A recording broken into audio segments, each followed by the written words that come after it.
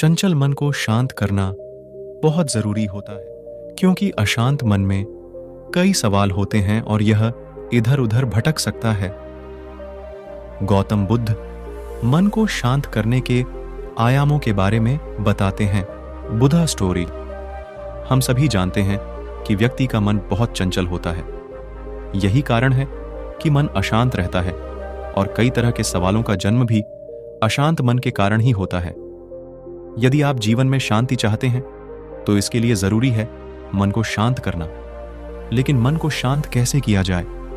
गौतम बुद्ध से जुड़ी इस कहानी के माध्यम से आप जान सकते हैं कि मन को शांत करने का क्या तरीका है। इसमें भगवान गौतम बुद्ध द्वारा मन को शांत करने के आयामों के बारे में बताया गया है।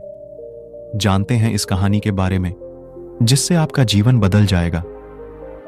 एक बार एक लड़का गौतम बुद्ध के पास जाकर कहता है, मेरे जीवन में बहुत अशांति है, कृपा करके आप मेरा मार्गदर्शन कीजिए जिससे कि मैं इस अशांति से छुटकारा पा सकूं।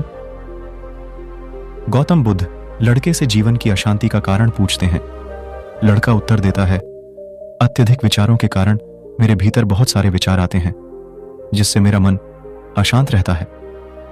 बुद्ध मुस्कुराते हुए कहते हैं, ऊपर आकाश की ओर देखो और बताओ कि तुम्हें सूर्य दिख रहा है। लड़का ऊपर देखता है और कहता है, धूप दिख रहा है। बुद्ध उससे पूछते हैं कि अगर तुम लगातार धूप में खड़े रहोगे तब क्या होगा? वह कहता है, मुझे अत्यधिक गर्मी लगेगी और शरीर में बेचैनी होगी। बुद्ध लड़के से कहते हैं कि अगर धूप में खड़े रहने से तुम्हें गर्मी लगती है तो इसमें दोष किसका है, सूर्य के ताप का या तुम्हारा? लड़का कुछ सोचने के बाद कहता है, इसका जवाब आप भी बताइए। बुद्ध कहते हैं, सूर्य का काम है ताप देना और ताप का काम है गर्मी लगना। ऐसे में तो दोष तुम्हारा ही है कि तुम धूप में जाकर खड़े हुए जिससे कि तुम्हें गर्मी लगी। तुम्हें अगर शीतलता चाहिए तो तुम्हें छांव में रहना होगा। ठीक इसी तरह चंचल मन का भी स्वभाव होता है विचारों और भावनाओं को जागृत करना।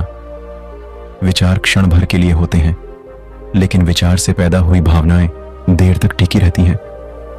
लेकिन यह तुम्हें निर्णय लेना है कि तुम्हें विचार और भावनाओं के साथ चलना है या अलग दिशा बनानी है। बुद्ध कहते हैं, मन को शांत करने के लिए तन के आयाम पर काम करना सबसे आसान तरीका है। शरीर के स्तर पर हमारी कर्मेंद्रियां और ज्ञानेंद्रियां हैं। कर्मेंद्रियां कर्म और ज्ञानेंद्रियां ध्यान से जुड़ी होती है।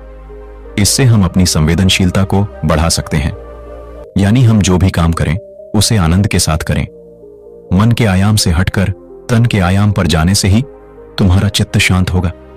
ऐसा करने से तुम मन के आयाम से हटकर शरीर के आयाम पर आ जाओगे, ठीक उसी तरह जैसे तुम धूप से हटकर छांव में आ सकते थे। मन के आयाम से हटने पर तुम्हारी जागरूकता तन पर आ जाएगी।